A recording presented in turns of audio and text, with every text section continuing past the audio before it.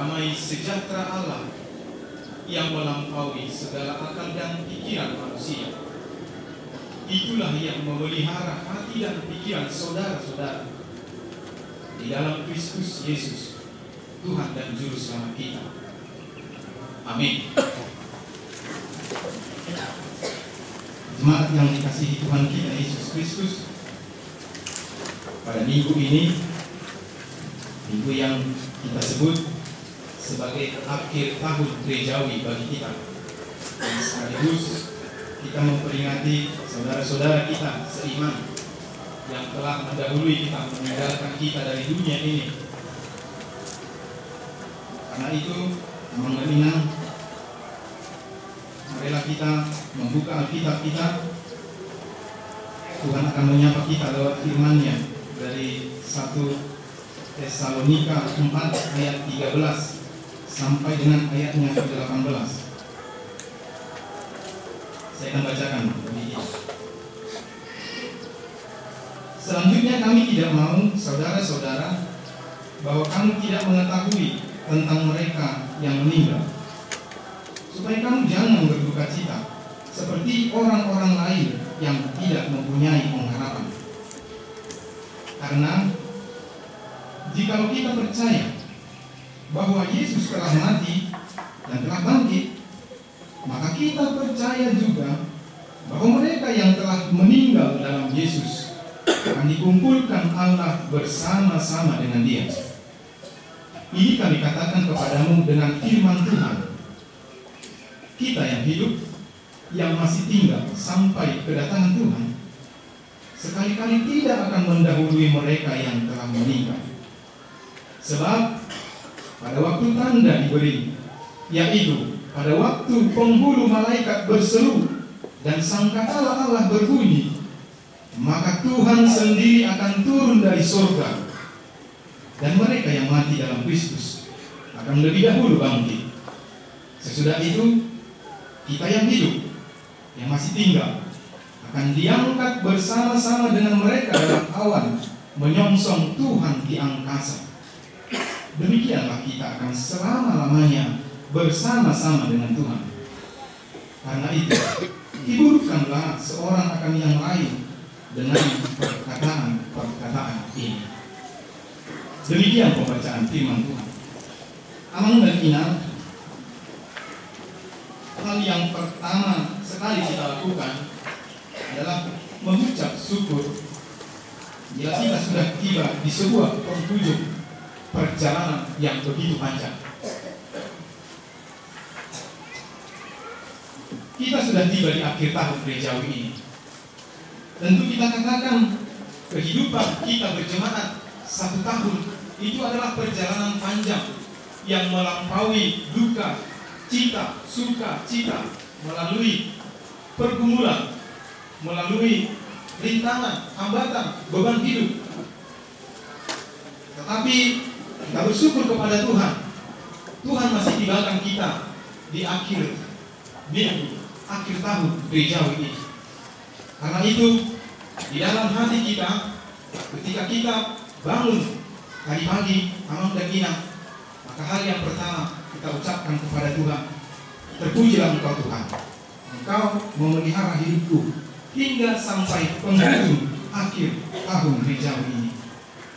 Malam dan inap, di minggu ini juga kita Tuhan beri kesempatan mengenal saudara-saudara kita yang kita kasihi. Apakah itu bapak kita, ibu kita, anak kita, yang pasti mereka adalah saudara-saudara kita, saudara-saudara Kristus yang mati di dalam Kristus. Tuhan beri kesempatan setiap tahunnya bagi kita untuk mengenang mereka. Namun sekaligus sebenarnya itu juga mau mengingatkan kita bahwa kita juga akan seperti mereka, mengikuti mereka. Hanya waktu yang membedakannya. Amang dan inang, ketika kita merayakan atau melakukan peringatan akan orang-orang yang meninggal seperti ini, sebenarnya tidak bermaksud untuk membuka kembali masa-masa duka yang telah kita lalui setahun yang lalu. Seorang dari nih mata-mata jangan mengeriga-riga bulu, madukir-dukir sidamol. Bukan mau mengingatkan kita akan kesedihan kita, akan saudara kita yang telah mendahului kita. Memang macam mudo kalau ditinggal pun nani hahorongan di roha, dok nama kahorong kita. Alai dani nanai dokonon ni minggu kasadario. Alai yang menuduh kita, mengajak kita bersuka cita malas di roha. Karena akhir daripada saudara-saudara kita yang telah meninggal itu adalah awal dari kehidupan yang baru yang Tuhan berikan kepada orang-orang yang mati meninggal di dalam Yesus. Karena itu kita diingatkan juga akan hari kematian kita. Istilah memento mori itu sering kita dengar. Artinya ingatlah akan hari kematianmu, bahwa kita juga akan mengalami kematian juga. Kita diajak mempersiapkan diri sebelum masa akhir itu tiba. Tuhan masih beri kesempatan bagi kita. Kita tidak tahu berapa lama Tuhan memberikan waktu kepada kita sampai akhir hidup kita. Dan Tuhan tidak pernah mengatakan tanggal, bulan, dan tahunnya Dia akan datang kembali ke tengah-tengah dunia ini untuk menjemput kita kembali. Walaupun Paulus bisa memastikan bahwa Kristus akan datang.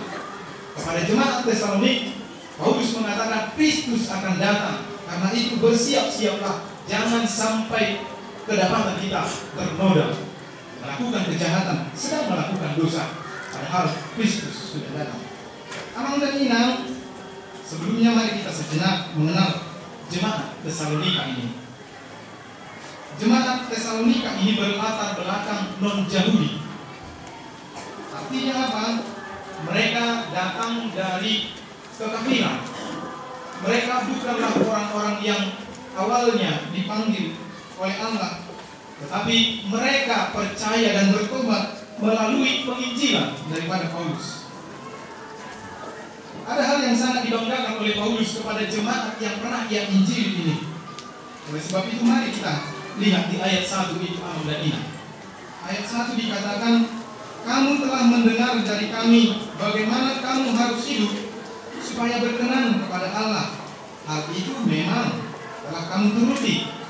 Tetapi baiklah kamu melakukannya lebih sungguh-sungguh lagi. Artinya apa, Amang dan Ina? Jemaat Tesalonika itu sudah berusaha, sudah berupaya untuk membuat hidupnya berkenan bagi Tuhan. Dan itu sudah. Paulus mengatakan hal itu memang telah kamu turuti. Tetapi Paulus meminta hal yang lebih. Tetapi baiklah kamu melakukannya lebih lagi, supaya semakin naik, supaya semakin meningkat, bertumbuh imannya dalam hal berkenan di hadapan Tuhan. Amang dan Inang, kalau kita lihat, bukan hanya itu, Paulus juga menyaksikan buah kasih jemaat itu. Mereka tidak hanya hidup berkenan bagi Tuhan, tetapi mereka juga menunjukkan buah-buah kasih mereka. Hidupnya tidak hanya untuk dirinya sendiri. Gereja Tesalonika tidak bertumbuh, tidak hidup hanya untuk gereja itu sendiri, hanya untuk jemaat itu sendiri. Mereka tidak hanya memikirkan pelayanan lokal saja tanpa peduli dengan sekitar, tetapi juga memberi bantuan kepada jemaat-jemaat di sekitar yang ada di daerah Makedonia itu.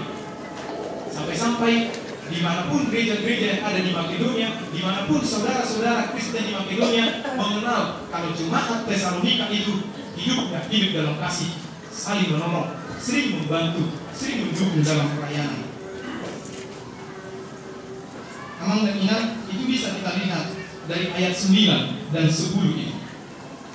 Paulus mengatakan seperti ini, tentang kasih persaudaraan tidak perlu dituliskan kepada kamu, karena kamu sendiri telah belajar kasih mengasihi dari Allah.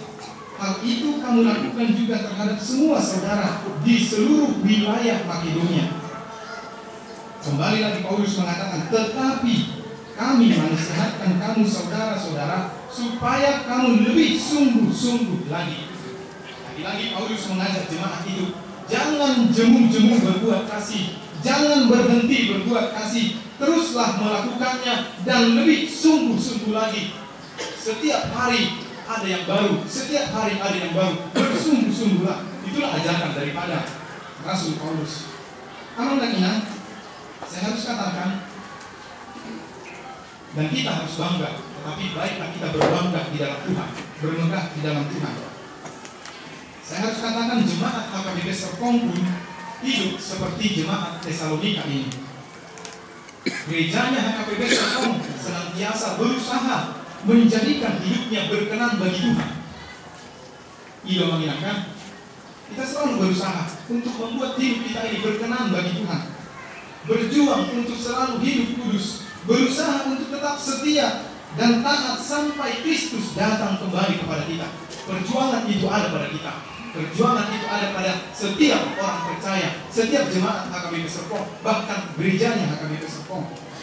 Namun, memakai istilah Apostol Paulus saya, firman ini juga mengajak kita, marilah kita lakukan lebih sungguh-sungguh lagi, supaya selalu ada peningkatan, selalu ada peningkatan.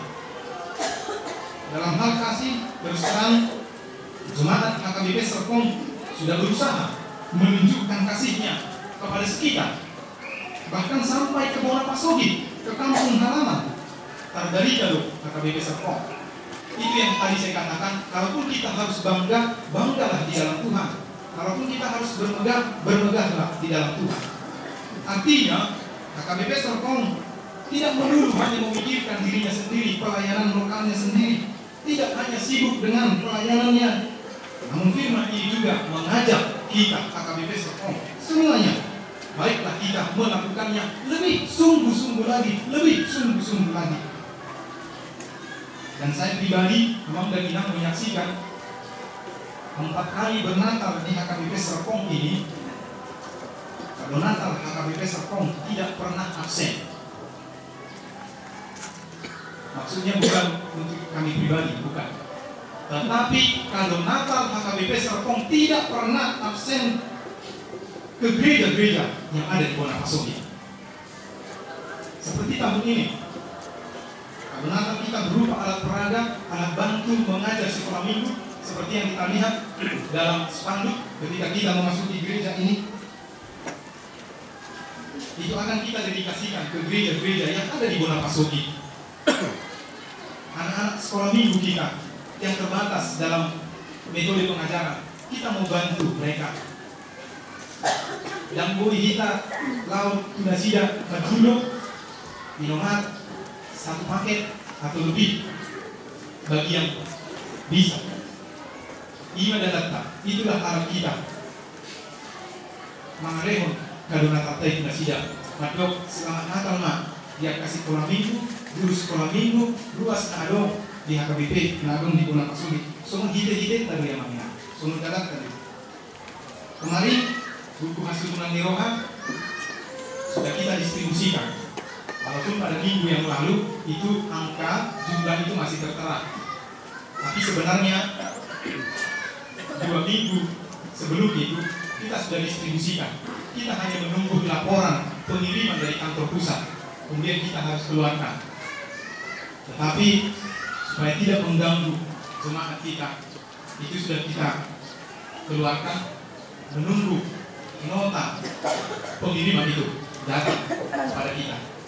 Amang dan Inang perlu juga Bang Lalu utarakan kemana saja buku hasil tunan Niroha itu, supaya kita jangan jemu-jemu, kita harus transparan. Dengan uang 26.500.000 itu kita beli buku 550 eksemplar, 550 buku hasil tunan Niroha dengan harga 50.000 per buku. Sebenarnya jumlahnya 27.500.000, tapi kantor pusat memberi potongan 2 juta. Jadi kita hanya mengirimkan 25.500.000 seperti yang ada di titik pengeluaran itu. Amang dan Inang, buku itu kita distribusikan 40 ke jemaat-jemaat, 40 ke jemaat-jemaat. Kemudian TK atau SD itu ada 8, kemudian PAUD, pendidikan anak usia dini itu ada 10. Jadi kesana semua sasaran daripada Natal kita itu.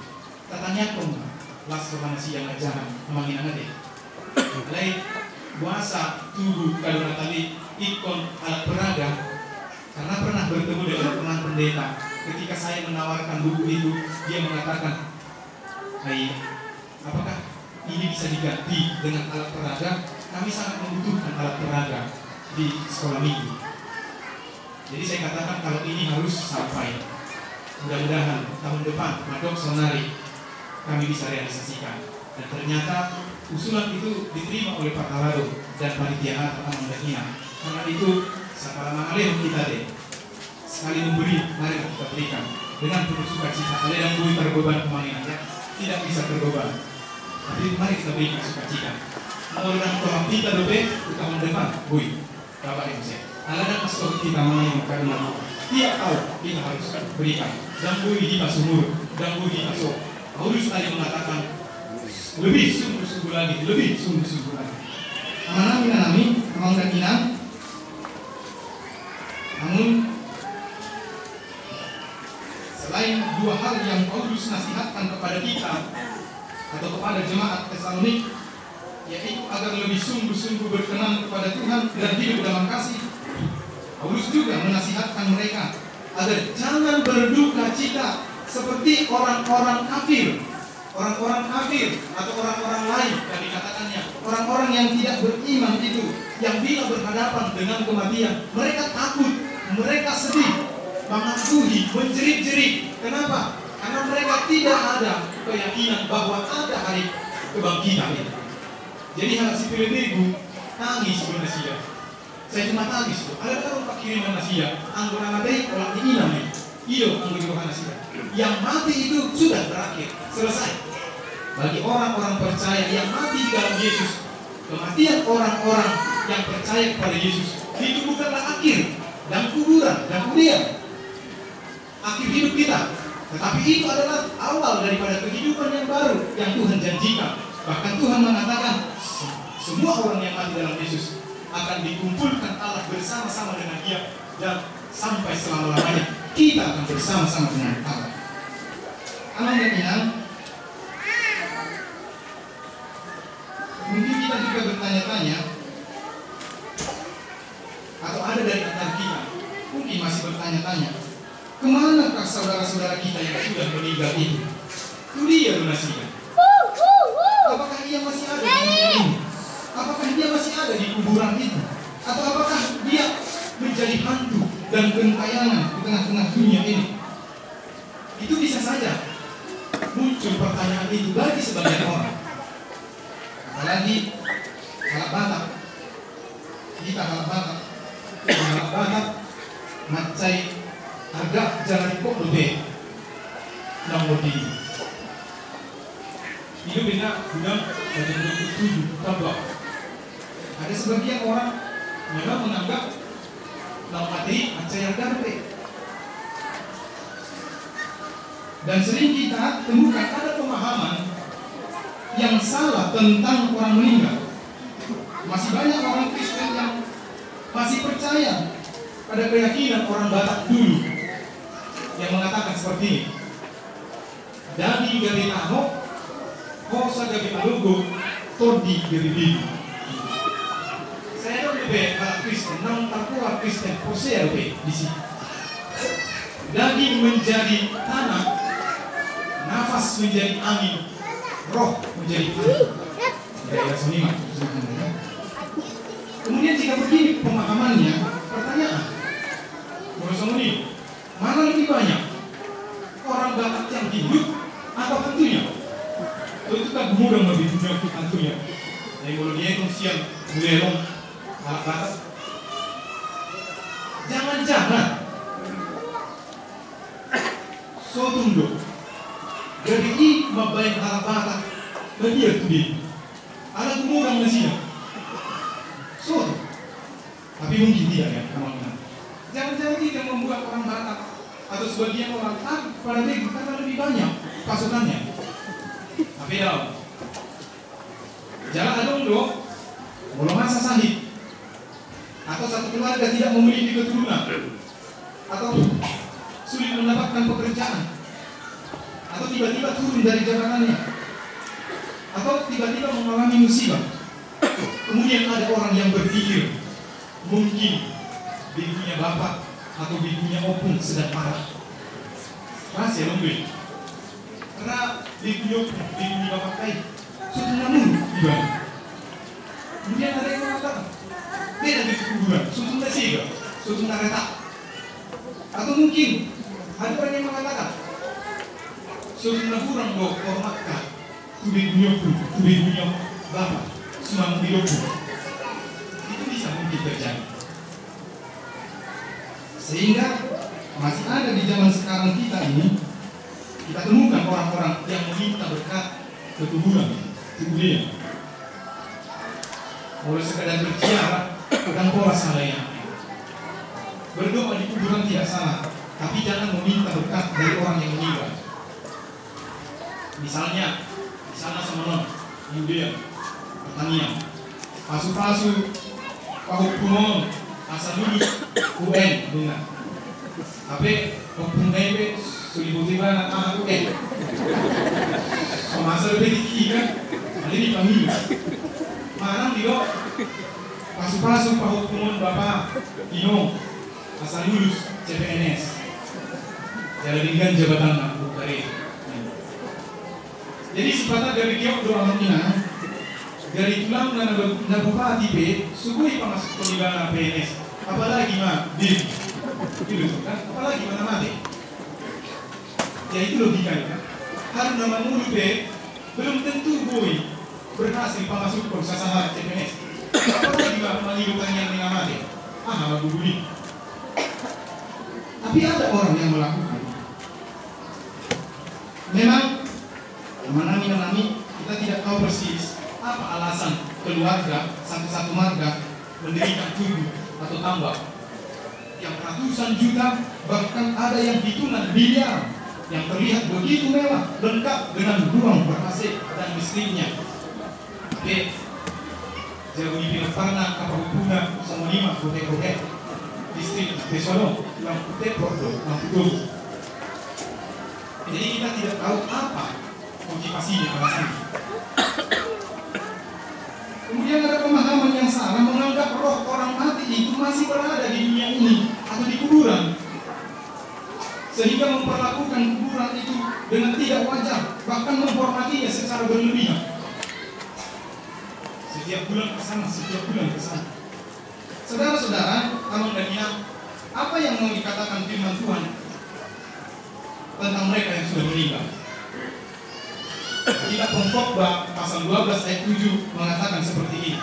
Debu, artinya tubuh itu kembali menjadi tanah seperti semula, dan rohnya kembali kepada Allah yang mengaruniakannya. Jadi sudah jelas. Kan be shalom temanku. Itu dia roh akan mati, rutinai. Dan dia nih, iya kan? Semua ini pemuatan lagi. Saya situng dengan di India gitu. Jangan dong di Portillo. Unang dia dong pemahaman tak. Dumpi tuari, roigara, madula-hulu. Nah, kan dong. Oh, lo budi. Iya, kan dong. Jadi itu tidak ada mak. Jadi dia menjadi tanah dari asalnya, kemudian rohnya kembali kepada Tuhan. Pengkhotbah yang mengatakan itu. Bahkan secara spesifik nats khotbah ini tegas mengatakan bahwa orang-orang yang meninggal dalam Yesus itu akan dikumpulkan bersama-sama dengan dia. Itu ayat 4. Paulus dengan tegas mengatakan ini. Artinya apa, Amang dan Ina? Dimanapun dan bagaimanapun keadaan mereka yang telah meninggal itu bukan lagi urusan kita. Itu adalah bagian Allah. Itu urusan Allah. Dumengat dulu batang mengarang mutilasi daripada kita. Mono beta paina sia studia ni juga ni. Oke, kalian bisa setong dan isi. Nunggak tu di batang. Itu nama lompaikan. Bagian kita adalah merelakan mereka dalam iman kepada Kristus dan memiliki pengharapan bahwa kelak kita semua akan bangkit dan dibangkitkan memasuki kehidupan yang kekal. Tidak. Hal ini memang secara manusiawi dulu roha, mau di mana oras, mau di mana suami, mau di istri, mau di anak kota, dulu roha. Hal ini baiklah itu dulu dirohakai berubah menjadi sukacita alam mati di bagasan Yesus bersebut berjumpa kita di surga pasangan ini. Rasul Paulus menegaskan, sama seperti Kristus yang mati dan bangkit, maka demikianlah kita yang mati akan dibangkitkan seperti Kristus yang bangkit itu. Artinya, di balik kematian masih ada masa depan, memang tidak. Memang di luar logika berpikir manusia. Ternyata di balik kematian ada masa depan. Dan itu hanya ada bagi iman orang Kristen. Kematian itu tidaklah akhir dari segalanya, tetapi masa depan.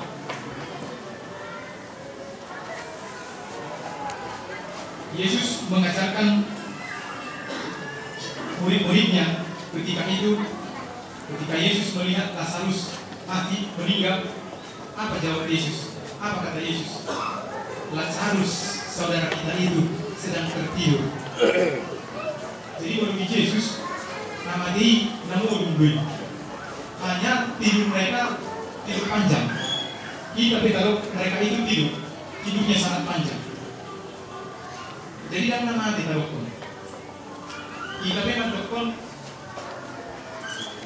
mulu dinisani di sondo mana dia, itu kan, dan di sondo mati, di sondo morti kan, di sondo mana dia istirahat, rest and peace, ini maksudnya, ya kan, sebenarnya di sondo morti, dan di sondo mati, dan di sondo mana dia, berarti akan ada lagi perjalanan berikutnya, hidup berikutnya, masa depan berikutnya.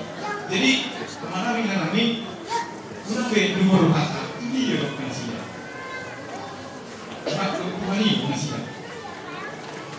Karena seperti tadi yang saya katakan, kita merasa sedih kalau kita ditinggal. Saudara-saudara, jemaat Tesalonika berduka cita. Ini yang dia oleh Paulus. Kenapa jemaat ini berduka cita? Karena mereka ragu, karena mereka bimbang. Karena Paulus pernah mengatakan kepada mereka, tetaplah hidup kudus, setialah dalam iman sampai kedatangan Tuhan. Tuhan akan datang. Paulus sempat mengatakan itu kepada jemaat di Tesalonika. Sementara mereka menunggu, Tuhan belum kunjung datang. Sementara dari antara mereka sudah banyak yang mati, sudah banyak yang meninggal. Kemudian mereka bertanya-tanya, Paulus, seolah-olah seperti itu. Jadi kemana malunan kami mati? Bagaimana saudara-saudara kami, nasib saudara-saudara kami yang telah meninggal itu? Padahal Tuhan belum datang. Apakah hanya kami saja yang diangkat ke surga? Bagaimana nasib mereka itu? Kemudian mereka ragu. Tapi Paulus datang sebelum mereka jatuh, sebelum mereka murtad. Paulus datang menghibur mereka, menasihati mereka. Benar, Paulus mengatakan Tuhan akan datang. Kemudian Paulus menghibur mereka dengan berkata, semua orang yang telah meninggal di dalam Yesus, yang percaya, pasti Tuhan akan membangkitkan dia. Dan kita yang masih hidup akan diangkat menyongsong Tuhan di angkasa, katanya. Saya tahu pemanggilan non nanti lagu kita mengaminkan kita pada terakhir ini. Memang demikian, khotbah ini sangat membantu kita mempersiapkan diri menantikan kedatangan Kristus. Sangat jelas bagi kita tadi bahwa hanya mereka yang mati di dalam Yesus yang akan mengalami kebangkitan, tidak ada yang lain. Karena itu, memang demikian, masih ada waktu bagi kita mempersiapkan diri. Masih ada waktu bagi kita membekali diri dengan firman, mempersiapkan keluarga kita, mempersiapkan anak-anak kita dengan firman. Masih ada waktu bagi orang tua membekali diri. Masih ada waktu bagi kita untuk saling menghibur, saling mengajarkan saudara dan famili kita, saling menguatkan. Masih ada kesempatan bagi kita bertobat, meninggalkan dosa dan kejahatan, serta membaharui diri kita agar senantiasa kudus. Sebab bila waktunya datang, yang tidak seorang pun tahu, kita tidak memiliki kesempatan lagi. Karena itu jangan menunda-nunda melakukan kebaikan, jangan menunda-nunda melakukan kasih, jangan menunda-nunda untuk melayani Tuhan. Tetapi siagalah dan janganlah sedetik pun supaya kita tidak dapat bercacat. Iman kita kepada Kristus menjadi tali pengikat yang sangat kokoh Tidak ada yang bisa memisahkan kita. Kematian sekalipun tidak akan dapat memisahkan kita. Namun bila kita menjauh, bila kita tidak mau tahu, bila kita tidak mau peduli, anggap enteng, anggap remeh dengan firman dan perintahnya, bahkan pekerjaan Tuhan, siapapun dan apapun tak berkuasa melepaskan dia dari hukuman Allah. Karena itu amang dan inang yang terakhir, minggu akhir gerejawi ini, sekaligus peringatan orang meninggal ini, marilah kita jadikan untuk menyegarkan semangat kita.